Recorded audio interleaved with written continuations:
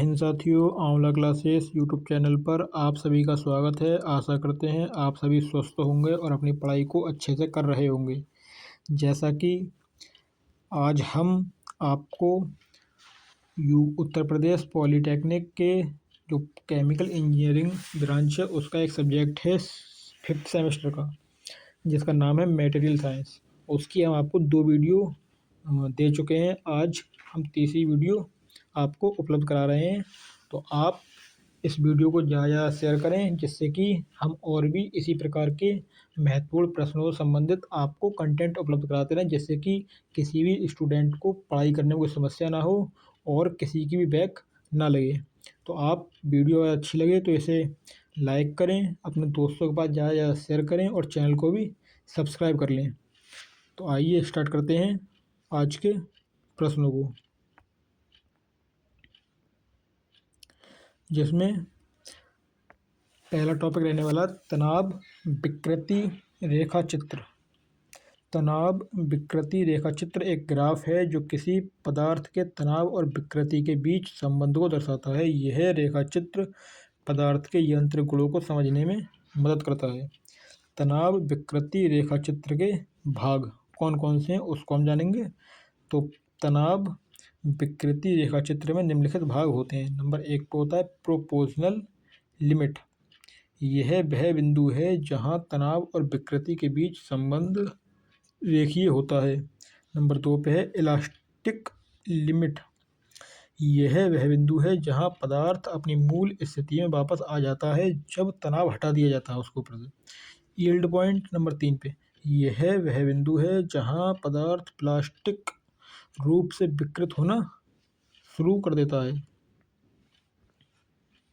Number 4 पे दिया है अल्टीमेट स्ट्रेंथ। यह वह बिंदु है जहां पदार्थ अधिकतम तनाव सहन कर सकता है। नंबर 5 पे दिया है ब्रेकिंग पॉइंट। यह वह बिंदु है जहां पदार्थ टूट जाता है। तनाव विकृति रेखाचित्र की व्याख्या। तो तनाव विकृति रेखाचित्र को निम्नलिखित चरणों में समझाया जा सकता है। नंबर 1 प्रोपोर्शनल लिमिट तक। इस चरण में तनाव और विकृति के बीच संबंध रेखीय होता है।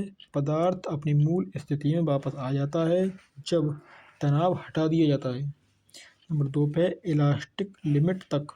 इस चरण में पदार्थ अपनी मूल स्थिति में वापस आ जाता है जब तनाव हटा दिया जाता है। नंबर 3 पे है यील्ड पॉइंट तक।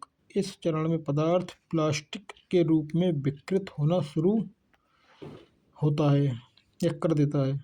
नंबर 4 पे दिया है आपका अल्टीमेट स्ट्रेंथ तक। इस चरण में पदार्थ अधिकतम तनाव सहन कर सकता है। नंबर 5 ब्रेकिंग पॉइंट तक। इस चरण में पदार्थ टूट जाता है। आगे देखेंगे तनाव विकृति रेखाचित्र का महत्व क्या है। तो तनाव विकृति रेखाचित्र का महत्व निम्नलिखित है। नंबर 1 पदार्थ के यांत्रिक गुणों को समझने में मदद करता है। ये तनाव विकृति रेखाचित्र पदार्थ के यांत्रिक गुणों को समझने में मदद करता है। नंबर 2 पे पदार्थ के डिजाइन में मदद करता है। तनाव विकृति रेखाचित्र पदार्थ के डिजाइन में मदद करता है। नंबर 3 पे आपको दिया है पदार्थ के उपयोग में मदद करता है। तनाव विकृति रेखाचित्र पदार्थ के उपयोग में मदद करता है। अगला क्वेश्चन देखेंगे कार्बन स्टील के प्रकार के। कार्बन स्टील कई प्रकार का होता है। कार्बन स्टील एक प्रकार का स्टील है जिसमें कार्बन की मात्रा 0.1% से लेकर 2.1% तक होती है। कार्बन स्टील के विभिन्न प्रकार होते हैं जिनमें से कुछ प्रमुख हैं। नंबर 1 पर दिया लो कार्बन स्टील, इसे मिल्ड स्टील भी कहते हैं। इसका दूसरा नाम मिल्ड स्टील। इसमें कार्बन की मात्रा 0.1% से लेकर के 0.3% तक होती है। यह स्टील नरम और लड़कने योग्य होता है। नंबर 2 पे है मीडियम कार्बन स्टील। इसमें कार्बन की मात्रा 0.3% से 0.6% तक होती है। यह स्टील मध्यम शक्ति और लड़कने योग्य होता है। नंबर 3 पे दिया है हाई कार्बन स्टील। इसमें कार्बन की मात्रा 0.6% से लेकर 1.5% तक होती है। यह स्टील उच्च शक्ति और कठोरता वाला होता है। नंबर 4 पर आपको दिया है अल्ट्रा हाई कार्बन स्टील। इसमें कार्बन की मात्रा 1.5% से 2.1% तक होती है। यह स्टील अत्यधिक कठोर और भंगुर होता है, मतलब बहुत जल्दी टूट जाता है। नंबर 5 पे आ जाओ, कास्ट आयरन। इसमें कार्बन की मात्रा 2.1% से अधिक होती है। यह स्टील भंगुर और कठोर होता है। नंबर 6 पे दिया है हाई स्ट्रेंथ लो एलॉय HSLA स्टील। इसमें कार्बन की मात्रा कम होती है, लेकिन इसमें अन्य एलॉइंग तत्व जैसे कि मैग्नीज, क्रोमियम और निकेल होते हैं। यह स्टील उच्च शक्ति और लड़कने योग्य होता है। Free cutting steel. इसमें कार्बन की मात्रा कम होती है, लेकिन इसमें सल्फर और फास्फोरस जैसे तत्व होते हैं जो इसे आसानी से कटने योग्य बनाते हैं। नंबर 8 पे दिया है कैल्शियम ट्रीटेड स्टील। इसमें कार्बन की मात्रा कम होती है, लेकिन इसमें कैल्शियम और कैल्शियम जैसे तत्व होते हैं जो इसे आसानी से मशीन करने योग्य बनाते हैं। इन विभिन्न प्रकार के कार्बन स्टील के अपने विशिष्ट गुण और उपयोग होते हैं। अगला क्वेश्चन देखेंगे, सेरामिक्स क्या है। सेरामिक्स को जानेंगे, ठीक। सेरामिक्स एक प्रकार का पदार्थ है जो धातु और अधातु तत्वों के संयोजन से बना होता है। सेरेमिक्स को उच्च तापमान पर गर्म करके बनाया जाता है, जिससे यह कठोर और टिकाऊ हो जाता है। सेरेमिक्स के विभिन्न प्रकार होते हैं, जिनमें से कुछ प्रमुख हैं।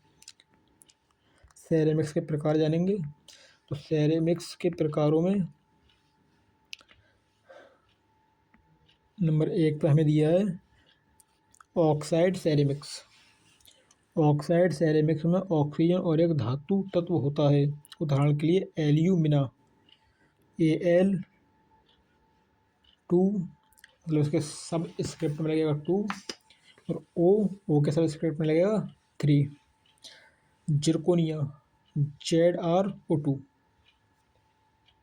आगे देखेंगे, नंबर 2 पे आपको दिया है नाइट्राइड सेरेमिक्स।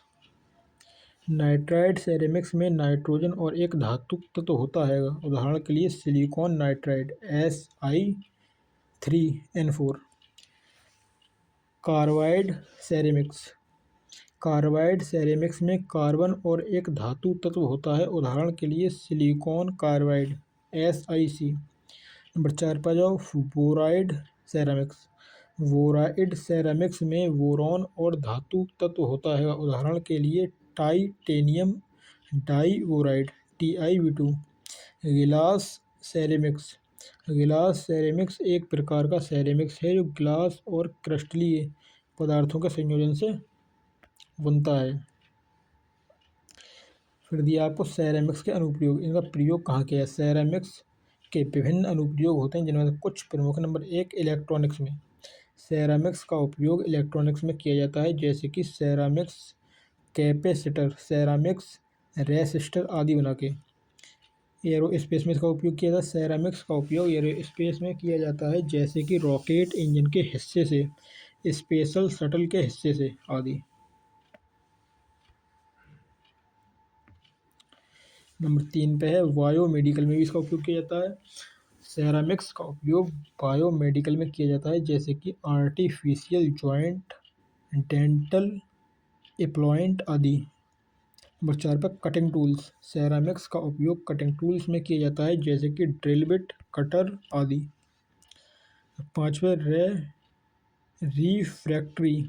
सेरामिक्स का उपयोग रिफ्रैक्ट्री में किया जाता है, जैसे कि फायर ब्रिक, रिफ्रैक्ट्री, कास्टेबल आदि। नंबर 6 पे दिया है आपका एरोसिव। सेरेमिक्स का उपयोग एरोसिव्स में किया जाता है, जैसे कि सैंड पेपर, ग्राइंडिंग व्हील आदि। नंबर 7 है आर्किटेक्चरल। सेरेमिक्स का उपयोग आर्किटेक्चरल में किया जाता है, जैसे कि टाइल्स, सैनिटरी वेयर आदि। तो आज की क्लास में इतना ही रखते हैं। यदि वीडियो आपको पसंद आई हो तो इसे लाइक करें, शेयर करें, चैनल को सब्सक्राइब करें और अपने दोस्तों के पास ज़्यादा से ज़्यादा इसे पहुंचा दें, शेयर करें, जिससे कि आपके किसी भी साथी की इस सब्जेक्ट में बैक ना आए और आप और आपके साथी अच्छे नंबरों से पास हो जाएं। आपको इन सभी क्वेश्चनों को अच्छे तरीके से तैयार करना है, जिससे कि आपके नंबर कम से कम 30+ ही बने। यदि आप केवल इन्हीं क्वेश्चनों को करके आते हैं तब भी आपके 30+ नंबर की गारंटी मैं ले सकता हूँ। 30+ नंबर आपके आ जाएंगे। यदि आपके पास टाइम है और आप और पढ़ सकते हैं तो आप और भी पढ़ें तो अच्छा रहेगा, आपके नंबर और ज़्यादा बन जाएंगे। धन्यवाद दोस्तों वीडियो देखने के लिए। जय हिंद।